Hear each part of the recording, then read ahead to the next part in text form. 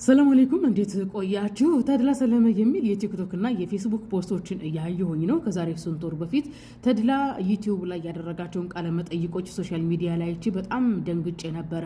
ተድላ እንኳን አይደለም ይሰልማል ሃይማኖት ይኖረዋል ብዬ አልገመትኩም። ምክንያቱም በዩቲዩብ ቃለ መጠይቆቹ ላይ በንግግሮች ላይ እጅግ ድፍረት የተሞላበት ንግግር ይናገር ስለነበረ ያንን ድፍረት ትቶ ምናልባትም የተለያዩ ልምዶችን ትቶ ወደ ሃይማኖት ይገባል ጭራሽ የሚሰልማል የሚል ግምት አልነበረኝም። ነገር ግን ሂዲያ በአላህ እጅ ነው።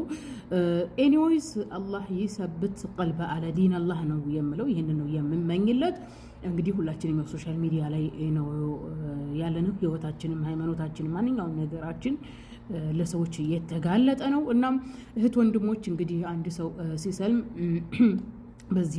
በዚህ ውጣ በዛ ወረድ እንዲያርገው እንዲበለው የሚለው ነገር መቀነስ እንዳለባችሁ ነው። ዝም ብለን መከታተል እንዳለብን ይሄን ለመጠቆም ነው ቪዲዮ የሰራሁት። ሌላው ተድላ ከመስለሙ በፊት ያው ሚዛናዊ የሆነ ሰው ነው።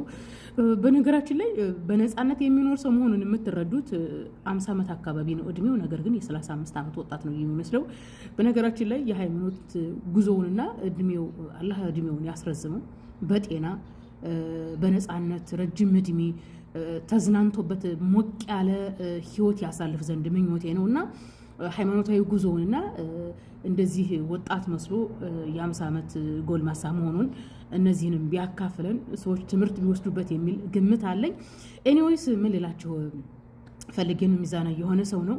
አንድ ሰው ሚዛናዊ ከሆነ ውስጡ ሰላም ከሆነ ነፃነት ካለው ረጅም እድሜና ጤናማ ህይወት የመኖር እድል አለው እና ውስጡ ነፃነትና ሰላም ስላለው ነው ተድላ በ50 ዓመቱ እንደዚህ የ35 ዓመት ወጣት የሚመስለው። በ35ቸው ስንት ዝርግፍግፍ ያሉ ሰዎች አሉ። ኤኒዌይስ ተድላ ከመስለሙ በፊት አንዳንድ በእስልምና ላይ የተቀጠፉ ነገሮችን ሃይላይት ሲሰጣይቼ በጣም ነው የገረመኝ። ያው የክርስቲያን ሚሽነሪ ክርስቲያን አቃቢያን በእስልምና ላይ ለመቅጠፍ ይፈልጋሉ። በተለይ ይሄ ግድያ የሚሉት ማለት ነው። እና አንድ ጊዜ የተድላን ቪዲዮ ምን አየሁ መሰላችሁ? ይሄ ከሃይማኖት የወጣ ይገደል የሚለውን በደንብ አብራርቶ ነው የተናገረው። እና እንኳን አይደለም ሙስሊም ያልሆነ ሰው ራሱ ሙስሊም የሆነ ሰው ይህንን በደንብ አይረዳውም። በተለይ በቲኔጀሮች የሆኑ በተለይ ከክርስቲያን አቃቢያንን ከሚሉ የሚሰሙትን ቅጥፈት አምጥተው እንዴት ነው ከሃይማኖት የወጣ ይገደል የሚለው እያሉ የመጡ የሚጠይቁን የሚያዝጉናሉ። ነገር ግን ሙስሊም ባልነበረበት ሰዓት ተድላ ከሃይማኖት የወጣ ይገደል የሚለውን ጊዜን ዘመንን መሰረት አድርጎ ሃይማኖታዊ ሕግና ስርዓትን ሃይማኖታዊ ሉዓላዊነትን መሰረት አድርጎ አረዳዱ በጣም ደስ ነበር የሚለው ቪዲዮ ሰርቶበታል። እንደው ሰሞኑን ደግሞ ኡስታዝ ያህያ አንድ የሰራበት ቪዲዮ አለ። እፎይ ሴጋ የቀጠፈበት አንድ የሐዲስ ታሪክ አለ።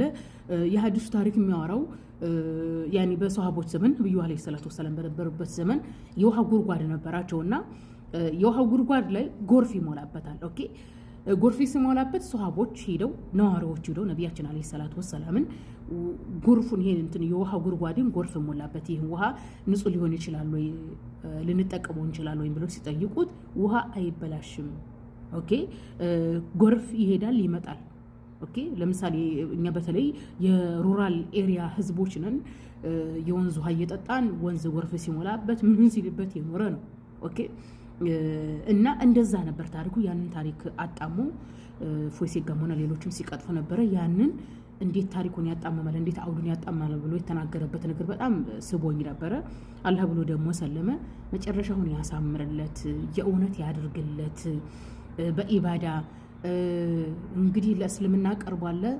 የእስልምና ሃይማኖት ፕራክቲሶችን እነዚህ ስርዓቶችን በደስታና በፍቅር በፍላጎት ተግብሯቸው አላህ የጀነት እንዲያደርገው በመስለሙ የሚደሰትበት በዱንያም በአኺራም የሚደሰትበት እንዲሆን ትልቅ ምኞቴ ነው።